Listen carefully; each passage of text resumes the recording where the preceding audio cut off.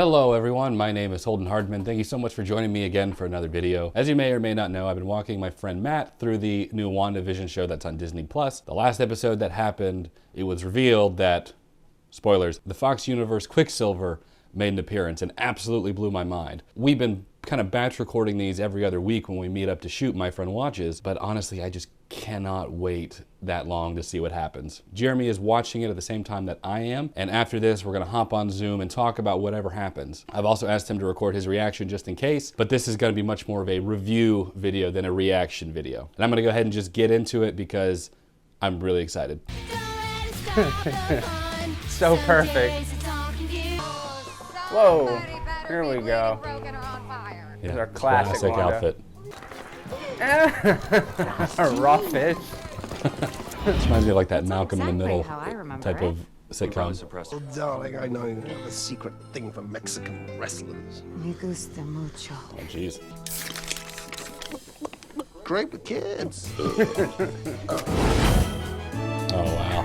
Okay, but Old school. just respect Oh, the all whole the family. classic If I see costumes. any fun. Let's go, everybody in. Ooh, Oh, I know Holden loves that. it's fresh off the boat. Winners. I love the old school outfits that they're wearing, like ironically because it's Halloween. Why do you look different? You tell me. Kick ass. Kick ass. The OG Ultron Quicksilver also played. But that was like Vertigo Comics or DC Comics. I love I the just ska love seeing music. It visuals is of so that. Malcolm in the Middle. What is going on there? Oh, wow. Oh, that makes me so freaking That's sad. an NPC right there. Oh, and a tear Oh. running down her face. So creepy. Oh my gosh, I remember commercials like this. It's like a Capri Sun ad. Jeez. What happened to your accent? What happened to your accent? What happened to yours? Yeah. I got shot like a chump in the street for no reason at all, and next thing I know, I heard you calling me. Must be like on the right on the outside of her range or something. What a great Halloween just like replication. NPCs so them. cool. Yes. Real Vision looks a lot cooler. I Oh. love how the Yeah, let's Marvel go see what's up here. movies adapted the costumes. Oh yeah. Oh, this will be good. Am I dead? Oh. Why would you think that? Because you did. You are? Dead! Dead! All right, relax, Agnes. The witch cackle if I ever heard Yeah, I'm one. gonna put her back in. Fly, bro. You got the power to do that. We've seen it. You've gone through the boundary twice already, Monica. The energy inside has rewritten your cells. That classic children laugh soundtrack. You handled the ethical considerations of this scenario as best you could. Families and couples stay together. Most personalities aren't far off from what's underneath. People got better jobs. It's a pretty big leap from giving people nightmares and shooting red wiggly woos out of your hands. You can talk to me. Oh, he's trying to pry information out of her. It's not actually him. I don't know. What do I know? Oh wow. Here we go. Is he gonna make it through? Oh, Still alive too. is it living vision coming through? Oh no, he's dying. And it kills him again. Holy crap. Let's see what he's got. Let's see them powers. Does he have her powers to some extent? That looks way more painful than the snap did. Dang, dude. It's not like your dead husband could die twice. Jeez.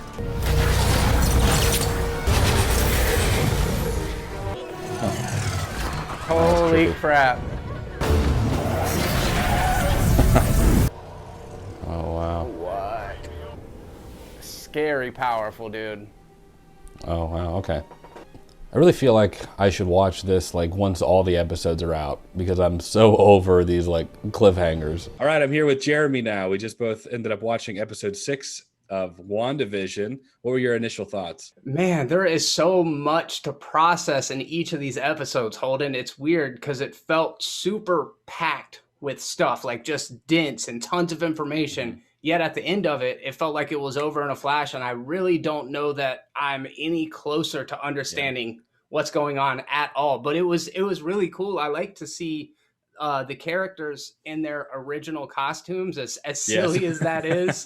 But there were some really neat things that hopefully we can dive into in a minute. But my initial thoughts, this is just another really compelling episode that's continuously, making me want to watch more. I said on my end when I was recording, I get frustrated because like I forget almost that these are episodes instead of movies, because it always feels like it just stops, And I'm like, I gotta wait, another week just to continue on with where we're going. I like seeing, and I'm still like processing the Quicksilver. They even touched on like the accents. They're like, "Where's your accent?" And she's like, "Well, where's yours?" Because that's always been something that people have talked about. There's that quick second, kind of like whenever she was thinking of Vision, where I guess she kind of loses focus for just a split second, and you see the Fox Quicksilver with the holes. But I'm wondering if it's not actually the Fox Quicksilver. It's like it's a Quicksilver that looks like him, because why would he have the holes? And he was very specific that he was like, yeah, I am him. I have memories with you. I just look different. So he's not bringing back memories from the Fox universe. I don't know. So it would explain as well, like how you're going to have a Doc Ock from Raimi Spider-Man, Electro from Amazing Spider-Man, in the Multiverse of Madness, looking the same, but being different characters. I don't know if that's the case with this Quicksilver, but that's the impression that I got. The one thing that we can be sure of in WandaVision is that nothing is what it seems. So everything they tell us outright, i.e. Wanda's responsible for all of this, this is the X-Men Quicksilver, I can't take any of it at face value, right? Yeah, because part of me is like, I didn't doubt at all that was Quicksilver in the last episode. I'm like, okay, this is how they're bringing in the X-Men. At this point, I'm like, he's saying things that are antagonistic. He's being confrontational in a way that Pietro never was.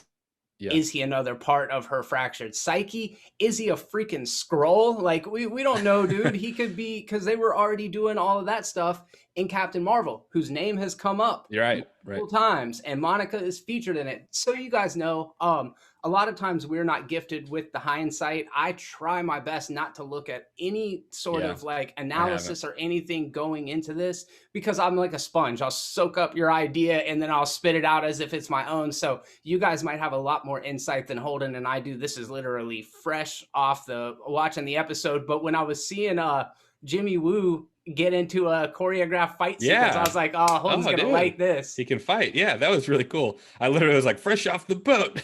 I don't know if you ever saw that show. It's hilarious. Yeah. What about Malcolm in the Middle, dude? We haven't even touched on that. Yeah, they even had little flashbacks and stuff. Just like in those Malcolm episodes. I never was a big Malcolm, like I never watched it a lot, but I'm familiar enough with it to know, oh, that's what they're referencing. I think they nailed that late 90s, early 2000s vibe. They had the ska music that sounded like they might be giants. And I love the depiction of Halloween in movies. Yes, me too, dude. It never looks like that in real life, I feel like. But in movies, I was like, it looks so fun. It's so like everybody's all active. There were only a couple things that I really wanted to touch on. For one, obviously Vision becoming more like, I feel like he should already know just from like the last couple episodes, but he's kind of being more confronted with the reality of what's going on.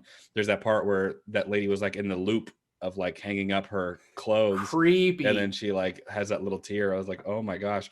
And then he goes, when he like took off the Halloween costume back into like his regular outfit and then like flew up, I was just like, yes, like majestic. Just so epic. And then he goes and he sees Agnes, and I guess she was like attempting to leave, got stuck. He always takes him out of the mind control or whatever, and then she's like, am I dead? Because I mean, you're dead, and everything. And I love how he just always puts him back in like that state. My questions that while I was watching it, as he's like leaving that vortex, I was like, is he gonna still be alive, being away? And it looked like he cannot survive outside of it. He needs the connection. He was able to live for like a little bit, but you could see he was like starting to fall apart. Yeah, it looked like a much more physically exhausting, a much more physically painful version of the snap. You know, he's being torn apart almost at the molecular level. Yeah. And they make an allusion to Monica that maybe she's changing on the inside. It reminds me of Annihilation, which is a movie where there's this area called the Shimmer, and everything within that area basically gets mutated. So I'm wondering if that's where we're going. But yeah, to your point about Vision, I feel like watching this synthezoid having an existential crisis is one of the most compelling parts of the show. And it's his journey that I feel I'm the most invested in. I think Paul Bettany is just killing it. And that scene with Agnes, dude, does it completely undermine my theory that Agnes is actually pulling the strings? I don't know about maybe not her pulling the strings, but I still think that she's more significant than we're led on to believe right now. I've heard a couple of different theories of who she is. Her trying to leave the town the last episode. I don't know her role, but I do feel like she's somebody more important than where we are, what we're led to believe right now. I couldn't tell if the barrier was getting bigger or if it was moving kind of towards Vision. It's going backwards. Fortnite. It's actually growing. Okay, yeah. So I guess.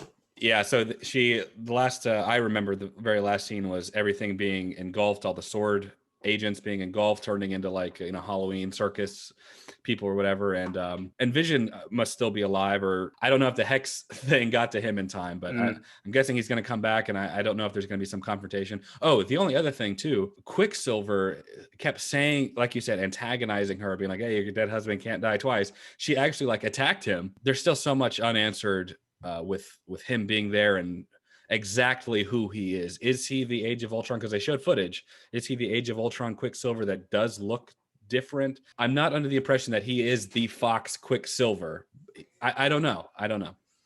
When you put it that way, it kind of forced me to rethink my position on it completely, because these are two separate characters with two separate distinctive pasts. And what you're kind of asking is, does he carry the past from the X-Men legacy, or does he carry the past from the MC? Yeah, man, that's really interesting to think about. I do feel like there's a couple of different comic book arcs that this is borrowing from. There's the House of M. There's the Vision series with him and Wanda being married in the 80s or whatever. So I think they're able to kind of cherry pick from different story arcs to keep us guessing, because if they commit to everything from one, we know where it's going. But yeah, they're doing some really interesting stuff. The kids, we still don't know what their role is. Children returning to Westview for the first time. It's a lot, dude. I mean, even Quicksilver was like, I don't think what you're doing is wrong. You've done all the moral things that you could do, kept couples together, kept the kids, safe, whatever. And it wasn't until Vision kind of confronted her about where are all the kids, that now all the kids, I guess, that were already there are now interacting. Another thing about Quicksilver and like his memories is that he even says, you're testing me to see if I'm really your brother. Yes. And so he is bringing up specific memories from the Age of Ultron Quicksilver. So I don't know. I talking about their parents, specifically them growing up and in details. So I don't know how. It's just not explained, and maybe that's how Marvel wants to keep us, so we do stuff like this. This is the one reason why I like the week-to-week thing. I understand the wanting to just get to it, but the idea of being able to like have these conversations and discuss it on a deeper level, this is like old school TV, which works really well in the context of the show. Yeah, I liked what you said, I think, in the last My Friend Watches, where I kind of felt going into WandaVision, a show like WandaVision, that they were just going to have some fun and, some probably maybe introduce a villain or something and kind of keep it cool. But like what you said in the last My Friend Watches was, this stuff matters. It is significant to the whole story. So I agree with that. And I don't want to say like it's better than I thought, because the first 3 episodes, kind of that first act of a movie, I'm like, okay, this is what it is. And I'm on board for that. And then now that we're getting like deeper and deeper and deeper and more significant, I'm hooked. I wasn't hooked at the end, at the end of episode 3. I was enjoying it. Yeah, let's do it. Let's keep talking about it. But now I'm like hooked, because I want to see what happens with Quicksilver and Vision. And is there going to be a conflict with Vision and Wanda? Where's Captain Marvel going to show up? Rambo, a lot of stuff I like. So what was the moment when you got hooked? Was it somewhere in episode 4? Was it episode 5 at the end, or what? I think episode 5 was the final. They got me, you know, like seeing him there. I'm like, that is so, that's not just something you just would throw away. You know, that is a significant thing that will impact the universe. Yes.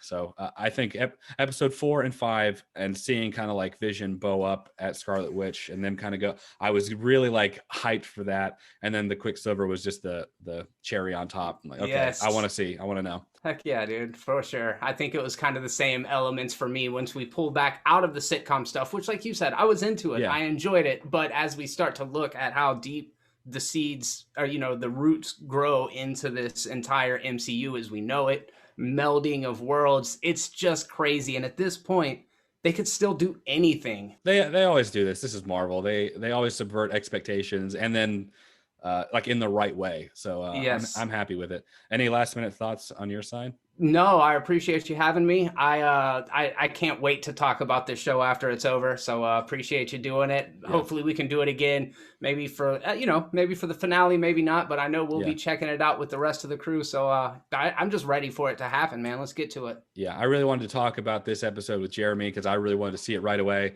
We just had to make a review of it. So there's still going to be a My Friend Watches of this episode and episode 7 next week. So be on the lookout for that. Make sure you subscribe to Jeremy's channel. Movies Are Terrible. A link will be in the description below. Subscribe to me if you want to see more fun content like this. Like this video if you enjoyed it. Comment down below letting us know what you thought of WandaVision and all the fun stuff. Consider joining me on Patreon. It's a great way to get early access to select videos like this. As always, we appreciate you watching. Me and Jeremy. We'll catch you in the next video. Take care.